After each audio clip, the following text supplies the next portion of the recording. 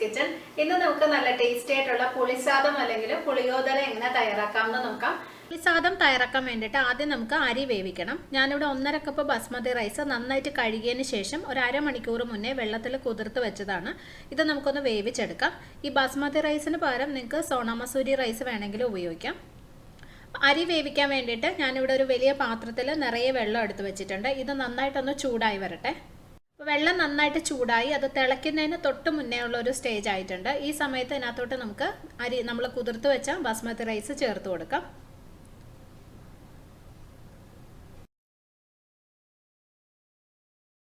ഇതിനകത്തേക്ക് നമുക്ക് ആവശ്യത്തിന് ഉപ്പ് ചേർക്കാം. നമ്മൾ ഈ രീതിയിൽ അരി വേവിക്കുമ്പോൾ, അതായത് അരി വെന്ത് കഴിയുമ്പോൾ നമ്മൾ ബാക്കിയുള്ള വെള്ളം ഊറ്റിക്കളയുമല്ലോ, ആ രീതിയിൽ വേവിക്കുമ്പോൾ എപ്പോഴും ഉപ്പ് കുറച്ച് കൂടുതൽ ചേർക്കണം. നമ്മൾ ആ വെള്ളം ഒന്ന് ടേസ്റ്റ് ചെയ്ത് നോക്കിക്കഴിഞ്ഞാൽ ഉപ്പ് കൂടുതലായിട്ട് തോന്നണം. എന്നാൽ മാത്രമേ ആ വെള്ളം ഊറ്റിക്കളയുമ്പോഴും അരിയിലോട്ട് ആവശ്യത്തിനുള്ള ഉപ്പ് പിടിക്കത്തുള്ളൂ. അപ്പോൾ ഇതിനെ നന്നായിട്ട് തിളച്ച് അരി കറക്റ്റായിട്ട് വെന്ത് വരണം. ഒരുപാട് വെന്ത് കുഴഞ്ഞു പോകരുത്. നമ്മൾ ഈ ഫ്രൈഡ് റൈസിനൊക്കെ വെക്കുമ്പോൾ അരി തയ്യാറാക്കുന്ന പോലെ തമ്മിൽ ഒട്ടാതെ ഇരിക്കണം. എന്നാൽ ആവശ്യത്തിന് വേവും വേണം. ഇപ്പോൾ അരി ആവശ്യത്തിന് വെന്തിട്ടുണ്ട്. ഇതുപോലെ ഒട്ടും തന്നെ തമ്മിൽ ഒട്ടാതെ ഇരിക്കണം. എന്നാൽ ആവശ്യത്തിന് വേവും വേണം. അപ്പോൾ ഇത് നമുക്കിനി വെള്ളം ഊറ്റിയിട്ട് തണുക്കാനായിട്ട് മാറ്റി വയ്ക്കാം. ഈ ചോറിൻ്റെ ചൂട് മാറിയതിന് ശേഷം മാത്രമേ നമ്മൾ ഈ പുളിസാദത്തിൻ്റെ മസാല ചേർത്ത് മിക്സ് ചെയ്യാവുള്ളൂ, അല്ലെങ്കിൽ എല്ലാം കൂടി കുഴഞ്ഞു പോകും. അപ്പോൾ ഇത് നമുക്ക് വെള്ളം ഊറ്റിയിട്ട് മാറ്റി വയ്ക്കാം. അടുത്തതായിട്ട് നമ്മൾ പുളിസാദത്തിൻ്റെ മസാലയാണ് തയ്യാറാക്കുന്നത്. അതിന് വേണ്ടിയിട്ട് ആദ്യം നമുക്കൊരു മസാല പൊടി തയ്യാറാക്കണം. ഞാനിവിടെ ഒരു പാൻ വെച്ചിട്ടുണ്ട്. ഇതിനകത്തേക്ക് 1 ടേബിൾ സ്പൂൺ കടലപ്പരിപ്പും 1 ടേബിൾ സ്പൂൺ ഉഴുന്നുപരിപ്പും ചേർത്ത് കൊടുക്കാം. ഇതിനെ മീഡിയം ഫ്ലെയിമിലിട്ടിട്ട് നമുക്കൊന്ന് റോസ്റ്റ് ചെയ്തെടുക്കാം. ഇത് ചെറുതായിട്ടൊന്ന് മൂത്ത് തുടങ്ങുമ്പോൾ നമുക്ക് ബാക്കിയുള്ള സാധനങ്ങൾ ചേർക്കാം. അപ്പോൾ ഉഴുന്നും കടലപ്പരിപ്പും ചെറുതായിട്ടൊന്ന് മൂത്തിട്ടുണ്ട്. ചെറിയൊരു മണം വരാൻ തുടങ്ങും. ആ സമയത്ത് ഇതിനകത്തേക്ക് 1 ടീസ്പൂൺ കുരുമുളകും 1 ടീസ്പൂൺ മല്ലിയും ചേർത്ത് കൊടുക്കാം. അതിൻ്റെ കൂടെ 1/2 ടീസ്പൂൺ ഉലുവയും ഒരു 3 വറ്റൽമുളകും ചേർക്കാം. ഇത് നമുക്ക് വീണ്ടും റോസ്റ്റ് ചെയ്തെടുക്കാം. മീഡിയം ഫ്ലെയിമിൽ ഇട്ടിട്ട് ചെയ്യണം. ഇതെല്ലാം നന്നായിട്ട് മൂത്ത ഒരു മണം വരണം. പക്ഷെ അത് കരിഞ്ഞു പോകാതെ പ്രത്യേകം ശ്രദ്ധിക്കുകയും വേണം. അപ്പോൾ അതുകൊണ്ട് തീ ഒരുപാട് കൂട്ടി വെക്കരുത്. ഒരു മീഡിയം ഫ്ലെയിമിൽ ഇട്ടിട്ട് റോസ്റ്റ് ചെയ്തെടുത്താൽ മതി. അപ്പോൾ ഇതെല്ലാം നന്നായിട്ട് മൂത്തിട്ടുണ്ട്. നല്ലൊരു മണം വരുന്നുണ്ട്. ഈ സമയത്ത് 1/2 ടീസ്പൂൺ കായപ്പൊടി ചേർത്ത് കൊടുക്കുക. കായപ്പൊടി ചേർത്ത് കഴിഞ്ഞാൽ പെട്ടെന്ന് തന്നെ മിക്സ് ചെയ്തെടുക്കണം, അല്ലെങ്കിൽ ആ പൊടി പെട്ടെന്ന് കരിഞ്ഞു പോകും. ഓക്കെ, ഇപ്പോൾ നന്നായിട്ടൊന്ന് മിക്സ് ചെയ്യാം. എന്നിട്ട് അപ്പോൾ തന്നെ തീ ഓഫ് ചെയ്യാം. അപ്പോൾ ഇതിൻ്റെ ചൂട് ചെറുതായിട്ടൊന്ന് മാറിക്കഴിയുമ്പോൾ നമുക്കിത് മിക്സിയിലിട്ട് നല്ല ഒട്ടും തരിയില്ലാത്ത ഒരു പൗഡറായിട്ട് പൊടിച്ചെടുക്കണം. നമ്മളിപ്പോൾ റോസ്റ്റ് ചെയ്തെടുത്ത സാധനങ്ങളെല്ലാം കൂടി ഞാൻ മിക്സിയിലിട്ട് പൊടിച്ച് പൗഡറാക്കി വെച്ചിരിക്കുന്നതാണ്. നമ്മൾ ഈ പുളിസാദത്തിനുള്ള മസാല തയ്യാറാക്കുന്ന സമയത്ത് ഈ പൊടി ചേർത്ത് കൊടുക്കാം. പിന്നെ വേണ്ടത് പുളിയാണ്. ഞാനിവിടെ ഒരു നാരങ്ങ വലിപ്പത്തിനുള്ള വാളംപുളി എടുത്ത് വെച്ചിട്ടുണ്ട്. ഇതിനകത്തേക്ക് നമുക്ക് ആവശ്യത്തിന് വെള്ളം ഒഴിച്ചിട്ട് ഇതൊന്ന് പിഴിഞ്ഞെടുക്കാം. ഞാനിപ്പോൾ ഇതിനകത്തേക്ക് ഒരു 1/4 കപ്പ് വെള്ളം ഒഴിക്കുന്നുണ്ട്. പിന്നെ നമ്മൾ മസാല തയ്യാറാക്കുന്ന സമയത്ത് വെള്ളം കൂടുതൽ വേണമെന്ന് തോന്നിയാൽ അപ്പോൾ ചേർത്ത് കൊടുത്താൽ മതി. അപ്പോൾ ഇത് ഈ പുളി നന്നായിട്ടൊന്ന് പിഴിഞ്ഞെടുക്കാം. അപ്പോൾ പുളി നന്നായിട്ട് പിഴിഞ്ഞതിന് ശേഷം അതിൻ്റെ ആ തോടുണ്ടല്ലോ അതെല്ലാം കളയണം. ആ പുളി വെള്ളം മാത്രം മതി. നമുക്കത് അരിച്ചെടുക്കാൻ പറ്റത്തില്ല, കാരണം നല്ല കുറുകിയിരിക്കുകയാണ്. അപ്പോൾ അതുകൊണ്ട് അരിച്ചാൽ അത് കറക്റ്റായിട്ട് വരത്തില്ല. അപ്പോൾ അതുകൊണ്ട് കൈവച്ച് തന്നെ ആ തൊലിയെല്ലാം എടുത്ത് മാറ്റണം. പുളി വെള്ളം റെഡി ആയിട്ടുണ്ട്. ഇനി നമുക്ക് മസാല തയ്യാറാക്കാം.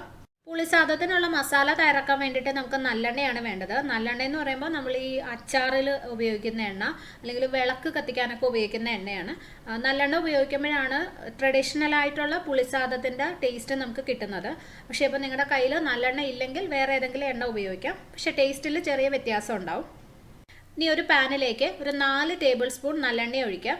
ഈ മസാല തയ്യാറാക്കുമ്പോൾ നമ്മൾ കുറച്ച് എണ്ണ കൂടുതൽ ഉപയോഗിക്കണം, കാരണം നമുക്കിത് കുറേ നാൾ ഫ്രിഡ്ജിൽ സൂക്ഷിച്ച് വെക്കാൻ പറ്റും. അപ്പോൾ ആവശ്യത്തിന് എണ്ണ ഒഴിക്കാതെ നമ്മൾ റെഡിയാക്കി കഴിഞ്ഞാൽ അത് പെട്ടെന്ന് കേടായിപ്പോവും. ഈ മസാല നമ്മൾ റെഡിയാക്കി ഫ്രിഡ്ജിൽ വെച്ചിരുന്നാൽ നമുക്ക് ആവശ്യമുള്ള സമയത്ത് ചോറ് മാത്രം വേവിച്ചാൽ മതി. എന്നിട്ട് അതിനകത്തേക്ക് ഈ മസാല ചേർത്ത് മിക്സ് ചെയ്തെടുക്കാം. അപ്പോൾ വളരെ പെട്ടെന്ന് നമുക്ക് ലഞ്ചൊക്കെ തയ്യാറാക്കാൻ പറ്റും. ഇപ്പോൾ ഈ എണ്ണ നന്നായിട്ട് ചൂടായിട്ടുണ്ട്. ഇതിനകത്തേക്ക് നമുക്ക് 1/2 ടീസ്പൂൺ കടുക് ചേർക്കാം. കടുക് പൊട്ടാൻ തുടങ്ങിയിട്ടുണ്ട്. ഇതിനകത്തേക്ക് 3 വറ്റൽമുളക് ചേർത്ത് കൊടുക്കുക. ഇതിലേക്ക് 1 ടേബിൾ സ്പൂൺ ഉഴുന്നും 1 ടേബിൾ സ്പൂൺ കടലപ്പരിപ്പും ചേർത്ത് കൊടുക്കുക. ഇനി ഇത് എണ്ണയിലിട്ട് ചെറുതായിട്ടൊന്ന് മൂപ്പിച്ചെടുക്കാം. ഇത് ചെറുതായിട്ടൊന്ന് മൂത്ത് കഴിയുമ്പോൾ തീ നന്നായിട്ട് കുറച്ച് വയ്ക്കുക. അതിനുശേഷം ഇതിനകത്തേക്ക് 1 ടീസ്പൂൺ മഞ്ഞൾപ്പൊടി ചേർക്കാം. മഞ്ഞൾപ്പൊടി ചേർക്കുന്ന സമയത്ത് തീ കുറച്ച് വെക്കണം, അല്ലെങ്കിൽ അത് പെട്ടെന്ന് കരിഞ്ഞു പോവും. അതിൻ്റെ കൂടെ തന്നെ 1/4 ടീസ്പൂൺ കായപ്പൊടിയും കൂടി ചേർത്ത് കൊടുക്കുക. കുറച്ച് കറിവേപ്പിലയും കൂടി ചേർക്കാം. ഇതെല്ലാം കൂടി ഒന്ന് മിക്സ് ചെയ്തെടുക്കാം. ആ മഞ്ഞൾപ്പൊടിയുടെ പച്ചമണം ചെറുതായിട്ടൊന്ന് മാറണം. ഈ മഞ്ഞൾപ്പൊടിയുടെ പച്ചമണം മാറിക്കഴിയുമ്പോൾ നമ്മൾ നേരത്തെ തയ്യാറാക്കി വെച്ച മസാലപ്പൊടി ചേർത്ത് കൊടുക്കാം. അതും കൂടി ആ എണ്ണയിൽ നന്നായിട്ടൊന്ന് ഇളക്കി യോജിപ്പിച്ച് കൊടുക്കാം. ഇതിനകത്തേക്ക് നമുക്ക് കുറച്ച് കപ്പലണ്ടി ചേർക്കാം. ഞാനൊരു 3 ടേബിൾ സ്പൂൺ ചേർത്തിട്ടുണ്ട്. അത് നിങ്ങളുടെ ഇഷ്ടം പോലെ കൂടുതലോ കുറവോ ഒക്കെ എടുക്കാം. പിന്നെ ഇതിൻ്റെ കൂടെ കുറച്ച് കശുവണ്ടി ചേർത്താലും നല്ലതാണ്. നന്നായിട്ടൊന്ന് ഇളക്കി യോജിപ്പിച്ച് കൊടുക്കാം. ഇനി ഇതിലേക്ക് നമുക്ക് തയ്യാറാക്കി വെച്ചിരിക്കുന്ന പുളിവെള്ളം ഒഴിച്ചു കൊടുക്കാം. പുളിവെള്ളം ഒഴിച്ചു കഴിഞ്ഞിട്ട് ഇതൊന്ന് മിക്സ് ചെയ്ത് നോക്കണം. ഒത്തിരി കുറുകിയിരിക്കുകയാണെന്ന് തോന്നിയാൽ ഇതിനകത്തേക്ക് കുറച്ചും കൂടി വെള്ളം ഒഴിക്കണം. അപ്പോൾ ഇതിപ്പോൾ കണ്ടോ കുറച്ച് കുറുകിയിട്ടാണ് ഇരിക്കുന്നത്. അപ്പോൾ ഇത് കുറച്ചും കൂടി ഒന്ന് ലൂസായിരിക്കണം.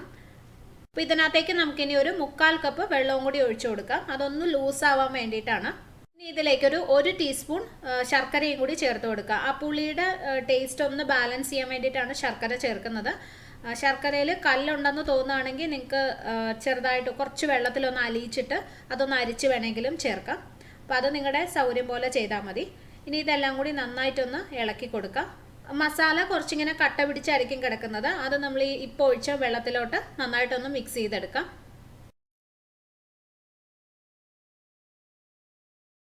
അപ്പോൾ ഇത് നമ്മൾ ഒട്ടും കട്ടയില്ലാതെ മിക്സ് ചെയ്തെടുത്തിട്ടുണ്ട്. ഇതിനകത്തേക്ക് ഇനി ആവശ്യത്തിന് ഉപ്പ് ചേർത്ത് കൊടുക്കാം. വീണ്ടും നന്നായിട്ടൊന്ന് ഇളക്കി കൊടുക്കാം. ഇപ്പോൾ ഈ മസാല നല്ല ലൂസായിട്ടായിരിക്കും ഇരിക്കുന്നത്. ഇനി ഇതൊരു മീഡിയം ഫ്ലെയിമിൽ വെച്ചിട്ട് കുറച്ച് നേരം വേവിക്കണം. അപ്പോൾ ആ വെള്ളം എല്ലാം വറ്റി ഇത് നന്നായിട്ട് കുറുകിയിട്ട് എണ്ണയൊക്കെ തെളിഞ്ഞു വരും. ഇങ്ങനെ നമ്മൾ മസാല തയ്യാറാക്കുന്നതിന് പുളികാച്ചൽ എന്നാണ് പറയുന്നത്. അപ്പോൾ ഈ പുളി കാച്ചി എടുക്കുന്ന സമയത്ത് ഒരിക്കലും തീ കൂട്ടിയിടരുത്. തീ കൂട്ടിയിട്ട് കഴിഞ്ഞാൽ ഇത് പെട്ടെന്ന് തന്നെ വറ്റി ഡ്രൈ ആയി കിട്ടും. പക്ഷേ അതിൻ്റെ നമ്മൾ ചേർത്ത മസാലകളുടെ ഒരു പച്ച ചുവ അങ്ങോട്ട് മാറത്തില്ല. അപ്പോൾ നമ്മുടെ പുളിസാദത്തിന് ആ ശരിക്കുള്ള ടേസ്റ്റ് കിട്ടത്തില്ല. അപ്പോൾ അതുകൊണ്ട് മീഡിയം ഫ്ലെയിമിലിട്ടിട്ട് തന്നെ ഈ വെള്ളം വറ്റി അത് നല്ല ഡ്രൈ ആയി കിട്ടണം.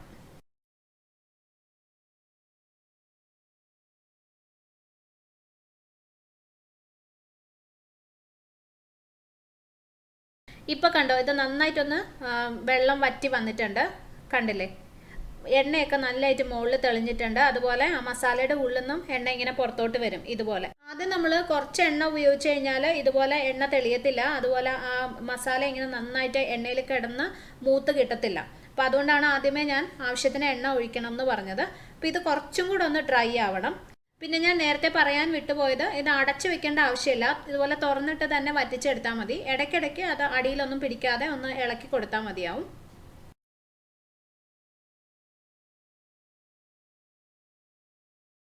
ഇതിപ്പോൾ ആവശ്യത്തിന് വറ്റി വന്നിട്ടുണ്ട്. കണ്ടോ ഇതുപോലെ നല്ല ഡ്രൈ ആയിട്ട് വരണം. ആ പാനിൽ നിന്ന് ചെറുതായിട്ട് ഇങ്ങനെ വിട്ട് വരുന്ന ഒരു സ്റ്റേജ് ആവണം. ഇനി നമുക്ക് തീ ഓഫ് ചെയ്യാം. അപ്പം നമ്മൾ ഈ തയ്യാറാക്കി വെച്ചിരിക്കുന്ന പുളികാച്ചൽ അല്ലെങ്കിൽ മസാല നമുക്ക് തണുത്തതിന് ശേഷം ഒരു ഗ്ലാസ് ജാറിലിട്ടിട്ട് ഫ്രിഡ്ജിൽ സൂക്ഷിച്ച് വെക്കാം. നമ്മൾ അച്ചാറൊക്കെ ഇട്ട് വെക്കുന്ന പോലെ സൂക്ഷിച്ച് വെക്കാം. 3 ആഴ്ച വരെ ഇത് കേടാകാതെ ഇരിക്കും. അപ്പം നമുക്ക് ആവശ്യമുള്ളപ്പോൾ ചോറ് മാത്രം വേവിക്കാം. എന്നിട്ട് മസാല മിക്സ് ചെയ്ത് എടുത്താൽ മതി. അപ്പോൾ ഇത്രയും മസാല എനിക്കൊരു 3 ദിവസം പുളിസാദം തയ്യാറാക്കാനുള്ളതുണ്ടാവും. അപ്പോൾ ഞാനിന്നിപ്പം ഇതിനകത്തുനിന്ന് കുറച്ച് മസാല എടുത്ത് നേരത്തെ തയ്യാറാക്കി വെച്ച ചോറിൽ മിക്സ് ചെയ്തിട്ട് ബാക്കിയുള്ളത് ഒരു കുപ്പിയിലിട്ട് അടച്ച് ഫ്രിഡ്ജിൽ വെക്കും. അപ്പോൾ ആഴ്ചയിൽ ഒരു ദിവസം നമുക്ക് പുളിസാദം തയ്യാറാക്കാം. ചോറ് മാത്രം വേവിച്ചാൽ മതി. ഫ്രിഡ്ജിൽ മസാല ഉണ്ടാവും, അത് ചേർത്ത് മിക്സ് ചെയ്തെടുക്കാം. അപ്പോൾ ഇത് നമ്മൾ നേരത്തെ റെഡിയാക്കി വെച്ച ചോറാണ്. ഇതിൻ്റെ ചൂടൊക്കെ മാറിയിട്ടുണ്ട്.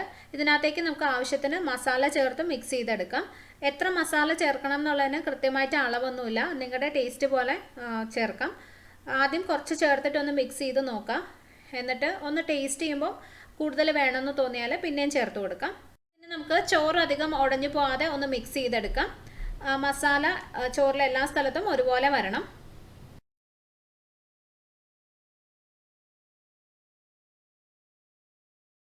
അപ്പോൾ ഇത് ഞാൻ നന്നായി മിക്സ് ചെയ്തെടുത്തു. പുളിസാദം റെഡി ആയിട്ടുണ്ട്. ഇത് നിങ്ങൾ മിക്സ് ചെയ്ത് കഴിഞ്ഞാൽ ഉടനെ തന്നെ കഴിക്കരുത്. ഒരു 15 മിനിറ്റ് വെച്ചതിന് ശേഷം കഴിക്കുക. കാരണം ആ ചോറിലോട്ട് നമ്മളിപ്പോൾ ചേർത്ത മസാലയുടെ ഫ്ലേവറൊക്കെ നന്നായിട്ടൊന്ന് പിടിക്കാൻ വേണ്ടിയിട്ടാണ്. അപ്പോൾ നല്ല ടേസ്റ്റി ആയിട്ടുള്ള പുളിസാദം റെഡി ആയിട്ടുണ്ട്. ഇതിന് സൈഡ് ഡിഷിൻ്റെ ഒന്നും ആവശ്യമില്ല. പപ്പടം മാത്രം കൂട്ടി കഴിക്കാൻ വളരെ ടേസ്റ്റിയാണ്. ഇത് സ്കൂളിലായാലും ഓഫീസിലായാലും ലഞ്ചായിട്ട് കൊടുത്തുവിടാൻ നല്ലൊരു ഐറ്റമാണ്. പിന്നെ നമ്മൾ യാത്രയ്ക്കൊക്കെ പോകുമ്പോഴായാലും ഇത് തയ്യാറാക്കി കൊണ്ടുപോകാം.